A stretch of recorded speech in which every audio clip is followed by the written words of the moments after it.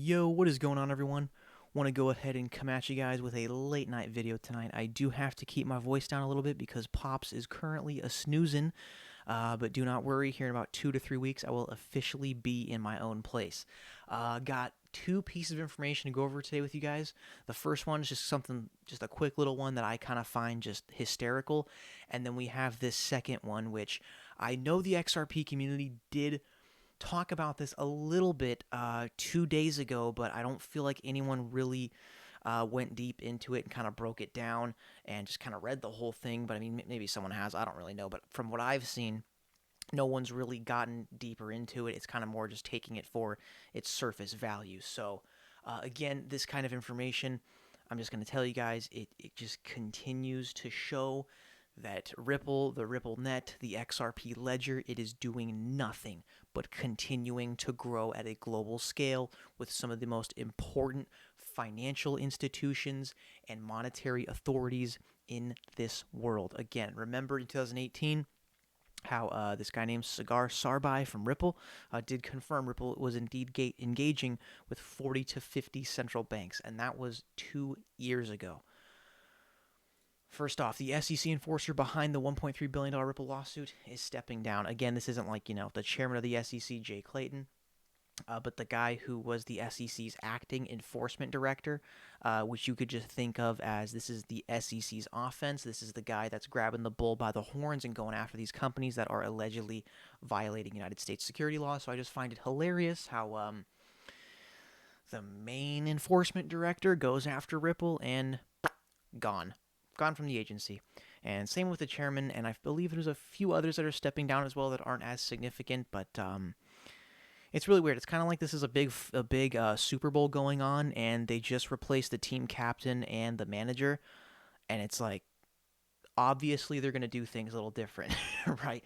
And with having this just instability with these leading executives at the SEC, it's just, this kind of makes it a lot better for our scenario with Ripple versus the SEC in court, where SEC only has like 3 lawyers and Ripple's got 21 going against them. And we just got a whole new administration coming in, and the leadership of the SEC is going to be completely different. And we got that guy Gary Gensler coming in, who is very, very knowledgeable with Ripple and the XRP ledger. And for how much he knows, I would argue he definitely does have some sort of a bag. So honestly, guys, this whole SEC nonsense, it is definitely a bump in the road in this long marathon, but it's just this necessary regulatory hurdle we got to get past. It's this Band-Aid that we just got to rip off, and it's going to hurt a little bit, but we just got to put it in the past and get it over with. And I don't know, I feel like early this year we're going to get some big news about this SEC lawsuit that will kind of help prop up the price action, because we are still awaiting Ripple's mighty response towards the SEC. So anyways, that was just a little piece of information. Here's something I just found tonight. This is a job application for Ripple. Now, it's technical partner manager, central banks. The team, we know all this: IOV, XRPL, Ripple X, which used to be like Xpring. The role, let's go ahead and zoom in here, because we're going to read through this whole thing, because you guys know Ripple loves to engage with powerful monetary authority all across the world. The technical partner manager will play a central role in growing Ripple's engagements with central banks around the world by designing and then guiding the deployment of CBDC projects and solutions. And do you remember that Jerome Powell just recently came out and made some sort of a statement about stablecoins, saying it was like in their interest to pursue. I need to give this a quick Google search.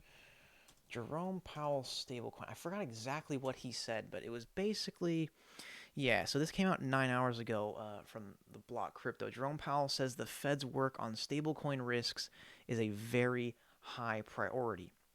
And he says, clearly there's a need for it. We've been very focused, as you know, on better regulatory answers for potential global stablecoins. In particular, Powell said during a segment that focused in part on central bank digital currencies. And guess what? CBDCs, they really don't do anything much different than fiat currency. It's still just a walled garden, and that's why it's like, the whole argument of, oh, CBDCs is going to kill the XRP ledger. Oh, if they have CBDCs, they don't need XRP. No, no, no, no. Central bank digital currencies, aka stablecoins, they're just fiat currency on the blockchain. So it's still a walled garden that needs bridging. And it's interesting how the Fed, or well, really J-Pow, just came out and said that this is actually a very high priority. And if you want to kind of guess why, China has been very, very, very focused on their own digital yuan. And guys, CBDCs are the future. There is no doubt about that. So, and by the way, the XRP ledger did invent the stable coin, essentially. They were the first ones to kind of come out and say, like, hey, on this network, you can issue your own currency in which, they can be treated like a fiat. You can basically issue any sort of asset on the XRPL. It's what's the beautiful thing about it. So the technical partner manager plays a central role in growing Ripple's engagement with central banks all around the world, designing and then guiding the deployment of CBDC projects and solutions. Well, I wonder why Ripple would be interested in guiding these central banks and helping them design a CBDC.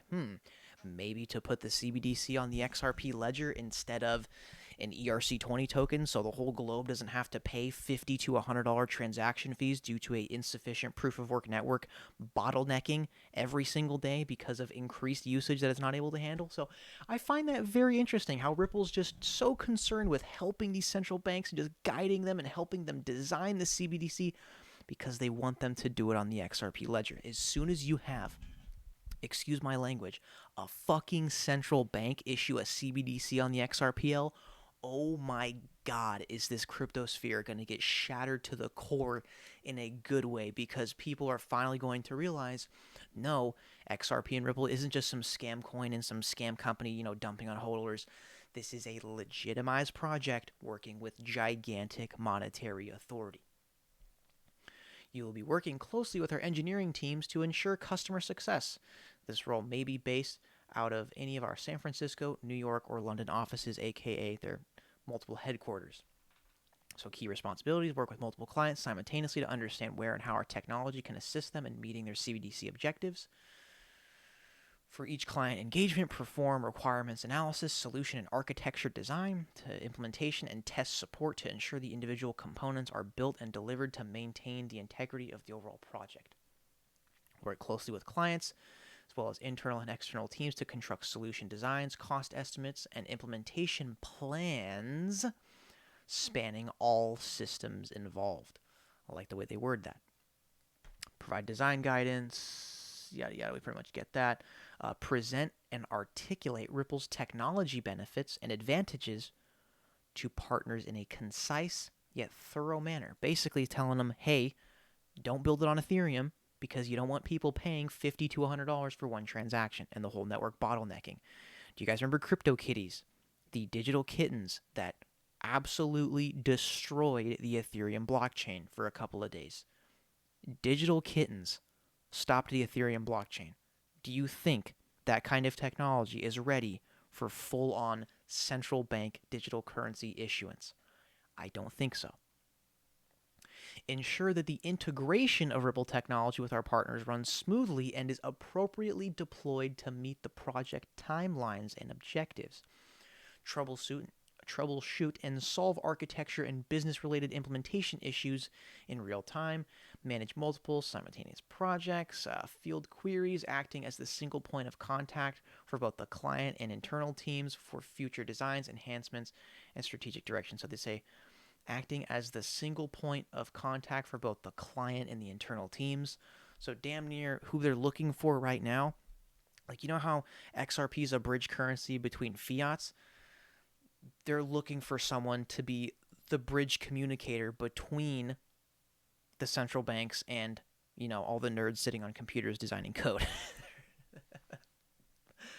So I really do like that. They're finding someone to be a middleman between the central banks and the engineers. Travel commitment is approximately 30 to 50%, of course, when it becomes safe to travel again. So yeah, these guys are flying all around the world, meeting with major monetary authority. They are looking for people that very rarely exist in this world, people that are really hard to find. And all this stuff I think we already know. So guys,